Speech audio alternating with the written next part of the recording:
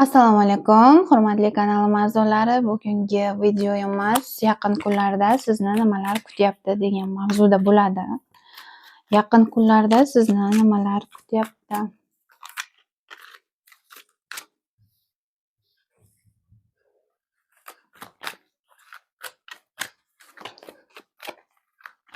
Ikkita variant bo'ladi. Birinchi variant yaqin kunlarda sizni nimalar kutyapti?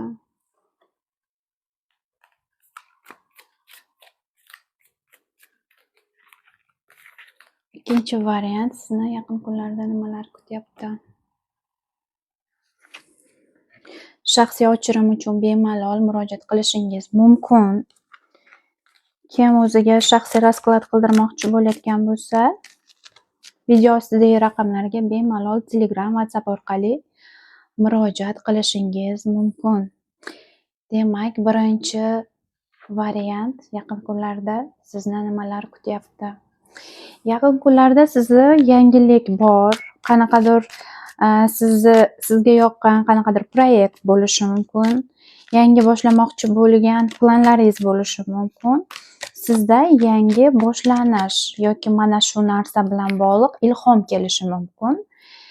Yangi narsani boshlanishi bilan bog'liq ilhom kelishi, qayerdandir, nimadandir ketishga majbur bo'lishingiz va nima uchun ketishingiz mumkin? Chunki u yerda sizga nisbatan sotqinlik, ishonchingizni oqlolmaslik, siz xohlagan energiyani, siz xohlagan emotsiyani ololmagan va sizga orqangizdan ish qilgan, orqangizdan pichoq urgan, mana shunaqa dushmanlarga to'g'ri kelgan qanaqadir vaziyat bo'lgan bo'lishi mumkin. Mana shu vaziyat yuzasidan siz yangi o'zingizni qanaqadir xohishlaringizni amalga oshirish bo'yicha yangi planni ko'rib chiqishingiz mumkin. Orzu-niyatlaringiz bilan bog'liq sizda judayam ko'p variantlar bor. Umuman siz doim bitta joyda turmasdan doim izlanishda yuradigan insonsiz. Energichni insonsiz. Orzu-niyatlaringiz bilan bog'liq, siz anchadan beri orzu qilib yurgan narsa bilan yoki qandaydir planingiz bilan bog'liq yangilikni boshlaysiz va unga pul tikishingiz mumkin. Yoki sizni anchadan beri orzu qilib, niyat qilib yurgan proyektingizni yoki planlaringizni tuzib amalga oshirishni boshlaysiz, pul tikasiz unga va sizda judayam yaxshi finansiy doxod bo'lishini ko'rsatyapti. Bu yerda pul tarafdan sizda o'sish bo'lishini ko'rsatyapti yuqoridagi kartalarda, lekin bu yerda esa birozgina aql bilan, donolik bilan ish ko'rishingizni tavsiya qilaman. Ayniqsa bu hujjat bilan bog'liq bo'ladigan bo'lsa, agar bu kredit olish, berish yoki hujjatlar bilan bog'liq qanaqadir vaziyat bo'ladigan bo'lsa, hujjat bilan bog'liq pul oldi berdisi bo'ladigan bo'lsa, mana shu yerda sizga ayyorlik, g'irromlik, sehr ishlatishlari mumkin bo'lgan vaziyat bor. Mana shu narsadan siz ehtiyot bo'lishingizni tavsiya qilaman. Pul oldi berdisida ayyorlik, g'irromlikka uchrab qolishdan o'zingizni ehtiyot qilishingizni tavsiya qilaman mana shu yaqin kunlarda. Bu bo'lishi mumkin sog'ligingiz bo'yicha doktorlik ishingiz bo'ladigan bo'lsa, davolanish, doktor bilan bog'liq ish bo'ladigan bo'lsa,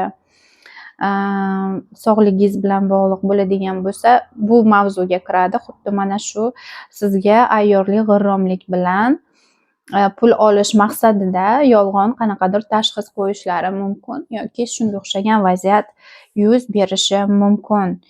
Va hujjat bilan bog'liq advokat, hujjat yoki umuman mana shunaqa forma kiyish bilan ishlaydigan, ya'ni doim bir xil forma kiyishni talab qiladigan, kasbda ishlaydigan insonlar bilan bog'liq, odamlarga yordam beradigan, odamlarni mushkulini oson qiladigan inson bilan bog'liq pul oldi berdisi bo'lishi mumkin. Va bu oldi berdida ayyorlik, g'irromlik bo'lishi mumkin. Qandaydir qaror qabul qilishingizdan oldin yaxshilab o'ylab ko'rishingizni va donolik bilan qaror qabul qilishingizni tavsiya qilaman. Mana shu yaqin kunlarda umuman olganda finansiy tarafdan oldi-berdi qilmasligingizni, qarz bermasligingizni tavsiya qilaman. Mana shu hech bo'lmasam 10 kunlikda. O'zi dekabrning oxirigacha hech kimga qarz bermaslikka harakat qiling. Pul bilan bog'liq vaziyatlarda judayam hushyor bo'ling. Va sizga ayyorli, g'irromli, orqangizdan pichoq urishlari mumkin bo'lgan vaziyatlar bor va sizni ishonchingizni kimdir oqlolmasligi mumkin bo'lgan vaziyatlar bor bu yaqin kunlarda. Mana shu narsaga e'tibor bering, qolgan hammasi yaxshi. Sizda doxod kuchayishi mumkin, ya'ni o'sishi mumkin, bir pog'ona yuqoriga chiqishingiz mumkin. Finansiy holatingiz yaxshilanishi kutyapti yaxshi xabarlardan. Balkim siz eski joyingizga qaraganda yaxshiroq bir pul tarafdan, mablag' tarafdan yaxshiroq bo'lgan boshqa bir ish topishingiz mumkin. Mana shunaqa vaziyatlar bo'lishi mumkin. Birinchi variant bilan bog'liq. Demak, ikkinchi variantni ko'ramiz. Ikkinchi variant sizni nimalar kutyapti? Yangilik. Qandaydir yangilik bo'ladi yaqin kunlarda. Sizda juda ham yaxshi yangilik bo'ladi. Bu sizni qilgan mehnatlaringizni natijasini olish bilan bog'liq bo'lishi mumkin yoki finansiy holatdan, umuman hayotingizda har taraflama hayotingizda yangiliklar bo'lishi kutilmoqda. Ikkinchi variantni nimalar kutyapti yaqin kunlarda? Balkim siz rostdan ham homilador bo'ladigan bo'lsangiz, mana shu davrni qachon tugashini kutayotgan bo'lishingiz mumkin. Yoki siz qaysidir qilgan mehnatingizni natijasini berishini kutayotgan bo'lishingiz mumkin. Va bu kutishda sizda hayajon bor. Mana shu kutish orqali yangi boshlanishi mumkin bo'lgan ishlaringiz bor. Xo'p, yaqin kunlarda nimalar kutyapti? Qarang, sehr bo'lishi mumkin. Sehr bo'lishi mumkin. Vaziyatdan tez qaror chiqarmaslikni tavsiya qilaman. Ya'ni bir vaziyatni ko'rib turib tez qaror chiqaradigan bo'lsangiz, aslida haqiqat boshqa narsa bo'lib chiqishi mumkin. Balkim siz kutayotgan narsangiz, qilayotgan ishingiz bilan bog'liq qanaqadir yo'lingizni ochtirgansiz, sehr qildirgansiz yoki umuman olganda domla yoki qaytarma, shunga o'xshagan qanaqadir ishlar bilan bog'liq o'zingizni foydangiz uchun qo'llangan qandaydir vaziyat bo'ladigan bo'lsa, bu vaziyat sizga yordam beryapti va bu vaziyat sizni eng kuchli tarafingiz ekanligini kartalar ko'rsatyapti. Nimalar kutyapti?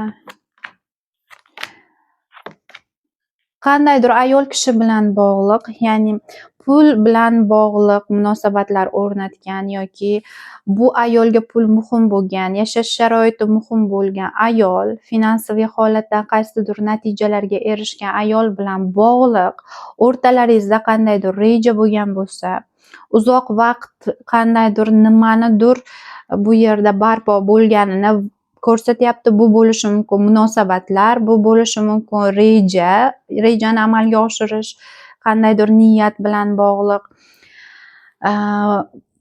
Bu yerda ayyorli, g'irromli bo'lishi mumkin. Ayol kishi bilan bog'liq ehtiyot bo'ling.